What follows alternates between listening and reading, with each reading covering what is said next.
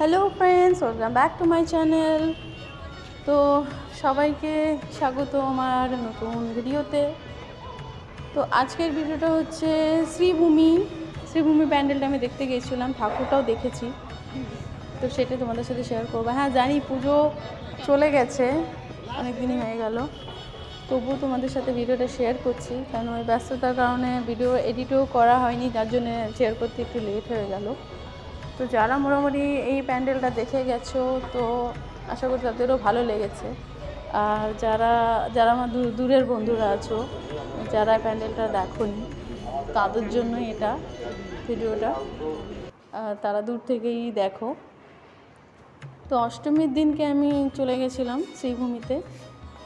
প্রত্যেকবার আমি সন্ধ্যের দিকে যেতে পারি না, কেন এখানে এত ভিড় হয় আর বাচ্চারা সঙ্গে থাকে, তো নিয়ে যাওয়াটা খুব মুশকিল হয়, কারণ প্রচুর ভিড় হয় এখানে। তোমরা জানো যে শ্রীভূমিতে খুব ভিড় হয় প্রচণ্ড।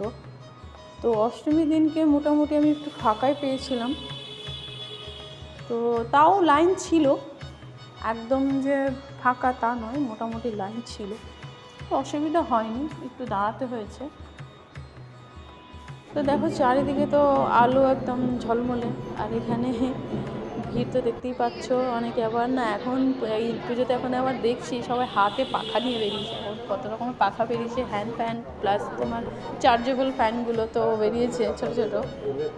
আমিও একটা কিনেছি, সবাইকে দেখে যে হ্যাঁ একটু ভিড়ের মধ্যে কিন্তু এগুলো খুব সত্যি খুব কাজ দেয়।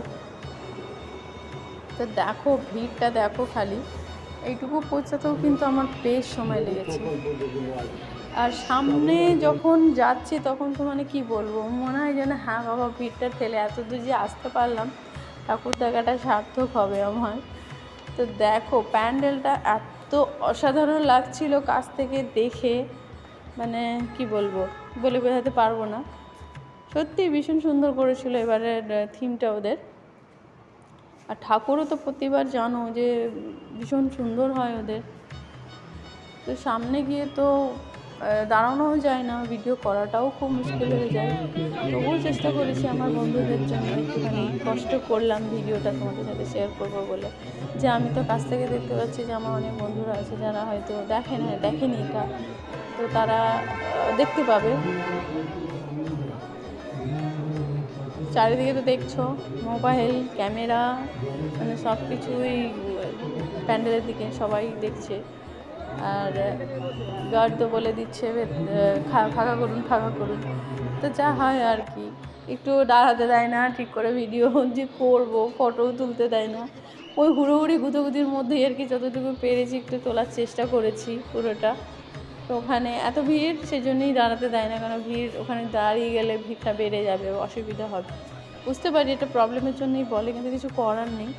আমাদের অবস্থা দেখো, সেজেগুজে বেরিয়েছে ঠিকই, কিন্তু ভিড়ের মধ্যে ঘামে অবস্থা খারাপ হয়ে গেছে। দেখো মণ্ডপের ভেতরেও মোটামুটি কিন্তু ভিড় আছে। তো ঠাকুরটা দেখে তো আমরা বেরিয়ে গেলাম পাশের পেছন দিক দিয়ে রাস্তা, তো ওই কোনো রকমে দেখলাম। তো ভিডিওটা কেমন লাগলো কমেন্ট করে অবশ্যই কিন্তু জানিও।